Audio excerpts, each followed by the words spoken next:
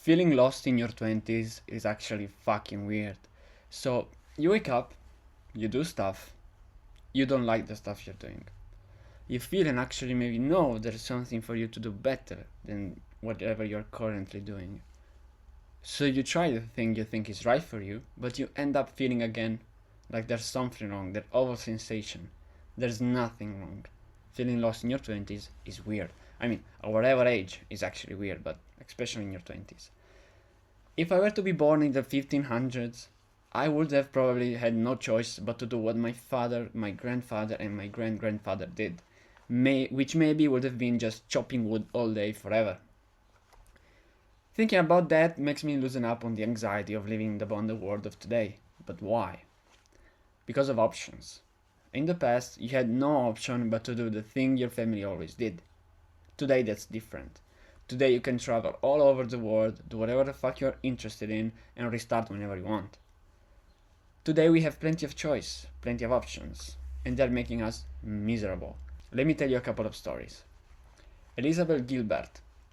She grew up in a rural environment in the US in the 70s and 80s, where she always denied and rejected farm work with her family to pursue her intellectual curiosity, which were books, writing, and stories. Gilbert graduated from New York University, where she earned a bachelor's degree, and so started freelancing her skills at night and served tables to support herself. She quickly became a highly paid freelancer and earned many awards. But when everything seemed perfect and successful in society terms, when everyone was clapping, for her it was the exact opposite. She did it. She managed to make her interest her living. She did what she loved. That's what most people want. And still, she was lost. Gilbert went through a difficult divorce in her early 30s, and around the same time, she experienced emotional burnout and what she later described as a breakdown in her sense of direction and meaning. But instead of burning her head down and living just in her head, in her mind, she actually thought of doing something. But doing what? She changed environment. She moved from Italy to Indonesia to India to Indonesia to try and figure out who she wanted to become next. While on this trip, an idea of a book came to her, and that book was Eat, Pray and Love. It would go on to become a global bestseller with 18 million copies sold by 2025, where it held the top paperback nonfiction spot for 57 consecutive weeks and remained on the list for over 3 years. That's some pretty good achievement, I think. The next story is J.K. Rowling. Now, Joanne Rowling was born in England in the mid 60s. She grew up in a relatively ordinary environment with a non-stop growing interest in novels and books. Imagine she just wrote her first one about rabbits when she was just 6 years old. That's just what the fuck. I can't even remember what the fuck I did at 10, let alone doing something like that. Anyway, she graduated and worked in various office jobs, which she later described as boring and not very interesting. This led her to imagine and create stories in her own mind all the time. Then one day, waiting for a delayed train from Manchester to London, one story came to mind. She didn't have pen and paper to write the idea down, so she spent all the time during this trip to visually imagine the world, the characters, create the timeline, create everything, the whole story. She began writing this story then, but life didn't seem to cooperate with her. Her mother sadly died, she married, she had a child, and the marriage broke. She moved back from Porto, where she was working as a teacher, to the UK and settled in Edinburgh, where one of the most defining and miserable periods of her life was about to begin. She had to care for her daughter, she worked a lot, she experienced clinical depression, she barely had money to live, and she consistently used cafes to warm up after going on a walk with the baby so the baby could fall asleep and enable her to continue write the story. Rowling managed to write the first manuscript in these conditions, but even then, the path was uphill. She went with the work and pitched it to 12 publishers, 12, who all rejected it. All of them, not one agreed, zero. Imagine after all this work and effort and sacrifices being rejected by 12 people in a row. Like, that's heavy. Anyway, eventually one agreed, and thanks to that one, one can watch and read obviously one of the best pieces of art ever made by humans, Harry Potter.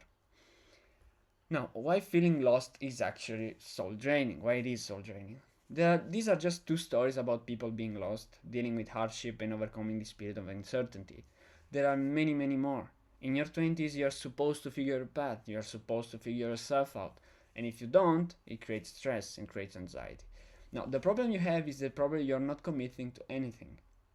You are half-assing your way into life, doing stuff at half of your potential because I don't know if I'm going to do this in the future is what you probably think.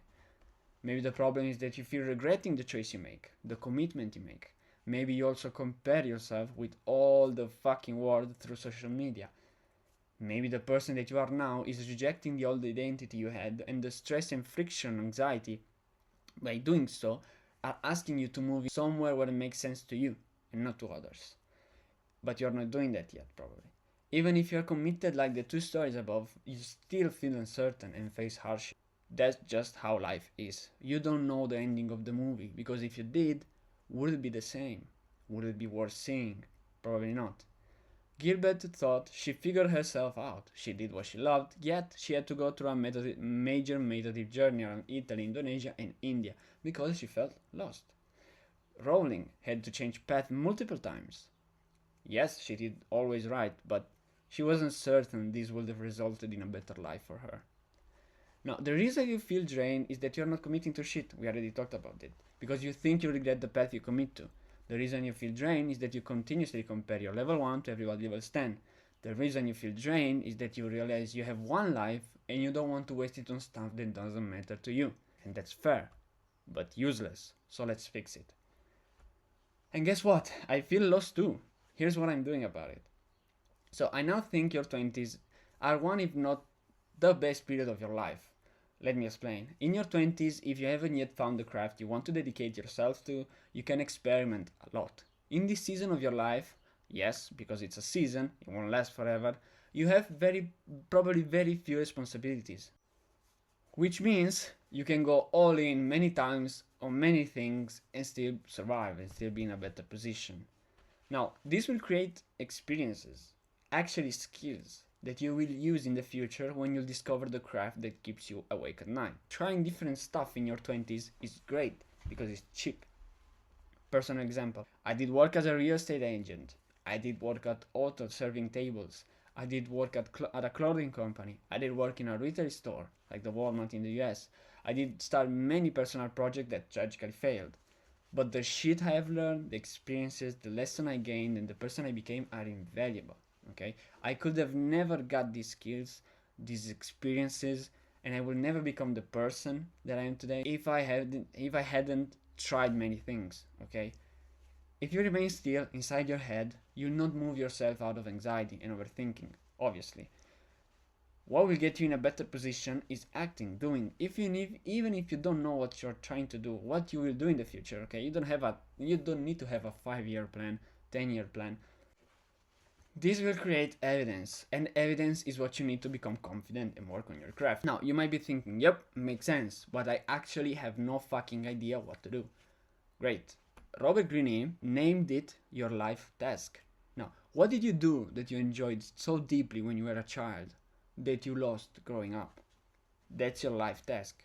If you actually think deeply and reflect on it, you can probably remember something that you did that brought you joy and a deep sense of wonder.